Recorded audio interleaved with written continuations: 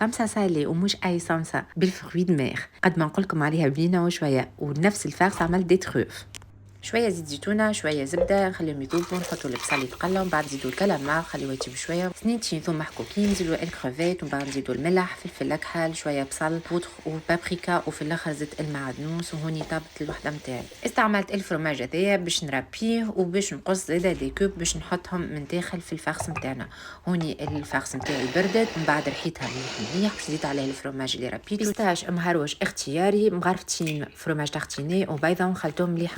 خديت الملسوقه قسيتها على 6 سنتيمتر، هوني دهنت بشويه زبده، والكعب نتاعي حطيت الفرماج كما شفتوا في الفارس في الوسط، ونلفوهم مليح ونحطوهم في البيضه، خلطتها مليح، ومن بعد باش نحطهم في اللوز افيلي. وفما كعبات عملت مزيده بالبيستاش، دخلتهم الفرن على 180 غرام مده ربع ساعه، خليتهم طابوا فيها، ومن بعد خرجوا بردوا، وهكا ادريسيتهم. حبيت جوست نقول لكم راه الكميه اللي استعملتها راهي ماهيش كبيره، راهي كميه قليله. شوفوا قداش طيحت لي خير والبركه.